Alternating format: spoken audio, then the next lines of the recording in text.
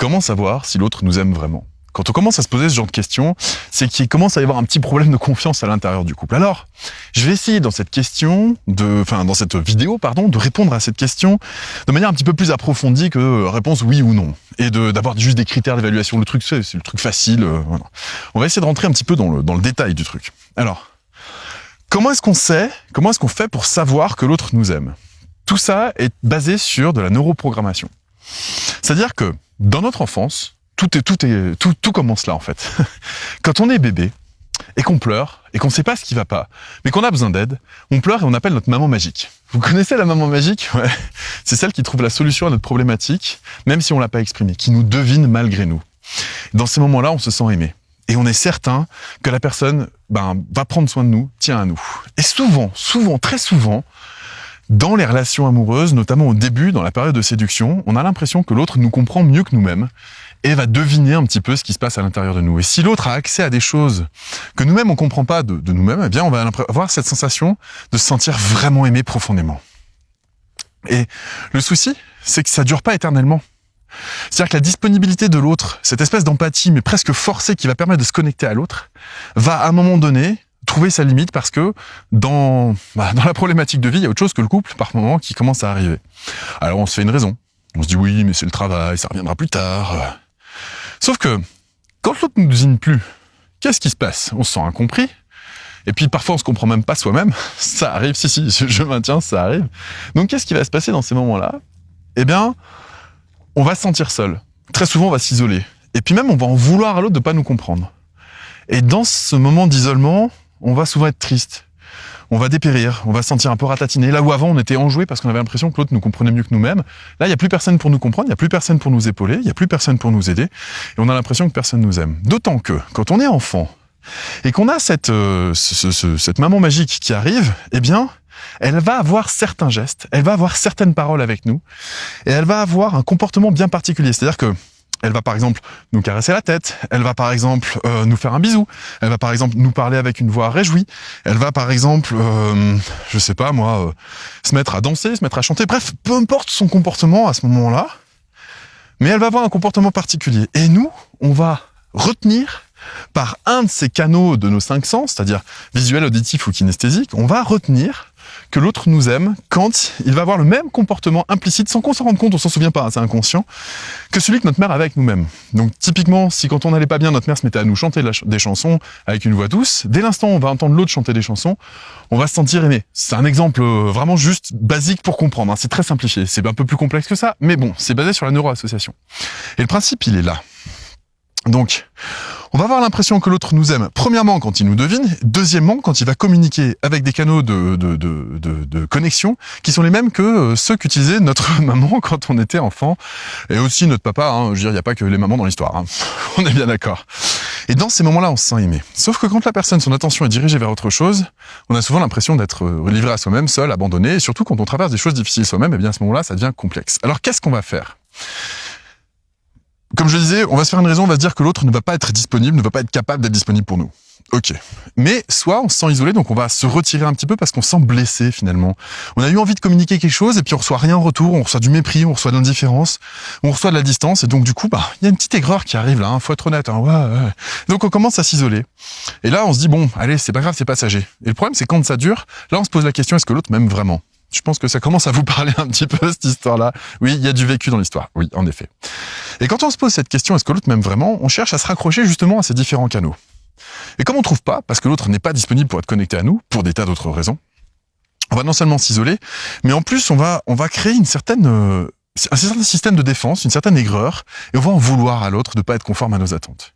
Dans ces moments-là, ça devient le début de la fin. Et ça devient en tout cas le début des problèmes. Pourquoi? Eh bien parce qu'à force d'en vouloir à l'autre, on va mettre l'autre à une certaine distance. On va empêcher la connexion de se faire, là où en plus de ça, c'est paradoxal parce que c'est ce qui nous manquait. C'est cette connexion qui nous manquait. On va faire en sorte qu'elle ne se fasse pas. Et dans cette distance, dans ce fait de se ratatiner sur soi-même, de se mettre un petit peu comme une huître ou dans un bunker émotionnel, on va nourrir l'aigreur. Et ça arrive même post-rupture, hein. C'est-à-dire que même parfois après la rupture, on va nourrir de l'aigreur par rapport à l'autre. Alors ça dépend, ça marche pareil pour les hétéros comme pour les gays, donc j'ai pas envie de dire l'autre sexe, mais on va nourrir de l'aigreur vis-à-vis de l'autre, parce qu'on se dit mais en fait l'autre c'est un leurre, l'amour ça marche pas, ou alors c'est fait que pour souffrir. Bref, toutes ces croyances là globales qui à mon sens n'ont pas de sens, mais que je comprends qu'on puisse penser à un moment donné ou à un autre. Et donc, quand on va être là-dedans, qu'est-ce qui se passe très souvent? Une des stratégies majoritaires, c'est qu'après s'être ratatiné sur soi, s'est mis dans un bunker, eh bien, on va chercher la connexion ailleurs. Puisqu'elle n'est pas possible à cet endroit-là et qu'on en a besoin, on va la chercher à l'extérieur du couple. Et c'est là où commencent les flirts. Même s'il ne s'est rien passé physiquement, il peut y avoir des échanges assez intenses avec d'autres personnes. Il peut y avoir aussi des adultères, et c'est là où vraiment, ça va être très difficile de remonter la pente dans les histoires. Et pour autant, à la base, qu'est-ce qui se passe? Eh bien, c'est vraiment une sensation d'incompréhension vis-à-vis de l'autre, une sensation d'isolement, une sensation de solitude. C'est pas pour aller faire du mal à l'autre qu'on va chercher à se connecter à quelqu'un d'extérieur, c'est parce qu'on se sent souvent seul en soi. Alors, je suis désolé de prendre ces exemples extrêmes, mais c'est vraiment pour qu'on comprenne bien la dynamique, hein. Quand est-ce qu'on sait que l'autre nous aime vraiment? Eh bien, quand justement il correspond à nos attentes. Mais est-ce que pour autant il est programmé pour correspondre à nos attentes? Ou est-ce qu'il est programmé pour être différent? C'est là où, à mon avis, il est intéressant de voir le problème autrement. C'est-à-dire que, avant d'en arriver à ces stades extrêmes, ce qui est intéressant de se poser comme question, c'est est-ce que je demanderais pas inconsciemment à l'autre de me comprendre là où moi-même je ne me comprends pas? Est-ce que c'est pas cette incompréhension de moi-même qui pose problème dans l'histoire? Et est-ce que finalement, je suis pas la meilleure personne pour me comprendre parce que je suis celle qui est le plus connectée à ce qui vit en moi? Et que à ce moment-là, si moi je prends la responsabilité de comprendre ce qui vit à l'intérieur de moi, je vais pouvoir l'expliciter à l'autre sans forcément chercher à ce qu'il me devine. Donc on va sortir un petit peu de ce mythe de la princesse Walt Disney où l'autre, le prince charmant, va venir nous comprendre malgré nous, hein, ou alors cette maman magique dont je parlais au début de la vidéo. Et on va chercher à rentrer dans une relation un petit peu plus adulte, un petit peu plus responsable. Et on va se dire, mais finalement, est-ce que l'autre, je lui ai donné les moyens de me comprendre? Et si soi-même on se comprend pas, en fait la réponse est clairement non, c'est pas possible. Donc l'idée c'est de commencer à découvrir qui on est à l'intérieur de soi, de pas chercher à faire l'économie de ça et de se faire assister par l'autre pour qu'il vienne combler nos carences d'enfance, comme très souvent dans les relations de dépendance affective. Et l'idée ça va être de commencer à développer cette connaissance de soi. Et dès l'instant où on va développer cette connaissance de soi, on va pouvoir communiquer avec l'autre où on en est, quelles sont nos attentes, qu'est-ce qui nous pose problème, et voir si on peut différer cette connexion, sachant que l'autre est en connaissance de cause et sachant qu'on n'a pas besoin de l'autre pour se comprendre soi-même. Et donc déjà, on est rassuré par rapport à ce qui vit en soi. Alors pour développer cette écoute de ce qui se passe en soi, qui à mon avis est la garante de l'intégrité d'un couple, comme je viens de le dire dans cette vidéo, j'ai créé une méthode qui s'appelle la méthode des 4C. Alors, c'est une méthode. C'est parce que très souvent, ça rassure le mental de créer une méthode. Mais en soi, ce sont des conseils avec des questions introspectives pour commencer à apprendre à découvrir ce qui vit à l'intérieur de soi, même quand on se sent seul, même quand on se sent isolé, et même quand c'est désagréable. Et ça permet de s'élever. Alors, là, je suis dans un environnement que j'affectionne particulièrement. Et je vais vous montrer quelques images au passage parce que j'adore partager ce genre de moment-là. En fait, je viens de lever la tête parce que je viens de voir un oiseau. Alors, je pense pas que je réussirai à le capter en image, mais peu importe. Je viens de voir un rapace, là, c'est magique dans les montagnes. Et connaître ce qui vit à l'intérieur de soi et connaître ses besoins permet à un moment donné d'avoir un acte, de poser des actes qui sont en accord avec soi-même. Par exemple, pendant des années, je n'ai pas pratiqué la montagne, ou en tout cas pas en suffisance par rapport à ce que j'aimais, pour pouvoir être disponible pour mon couple. Et petit à petit, mon aigreur vis-à-vis du couple a augmenté sans même que j'en ai conscience, parce que j'étais dans une dynamique de sacrifice, et je ne me permettais pas à moi-même d'aller vivre ce dont j'avais besoin pour mon propre équilibre. Et donc j'attendais de l'autre qu'elle comprenne que j'avais besoin d'aller en montagne, et qu'elle me le propose sans même que moi je le dise, parce que j'avais peur d'un rejet si je le disais. Vous voyez, vous imaginez le truc, mais peut-être que ça vous parle à vous aussi. Aujourd'hui, je suis dans une façon de vivre ma vie qui est en accord avec mes besoins, j'écoute ce qui vit en moi, je suis capable de communiquer avec une fluidité, d'accepter que l'autre ne soit pas d'accord aussi avec moi. Et je suis tellement connecté à ce qui vit en moi que j'ai jamais la sensation d'être rejeté par l'autre. Et j'ai souvent la sensation de pouvoir grandir par rapport aux situations qui se présentent à moi. Et quand je suis en montagne, j'ai ce moment un petit peu de paix vis-à-vis de moi-même où parfois, simplement je profite du décor. Parfois, ça me permet de prendre du recul par rapport à tout ça.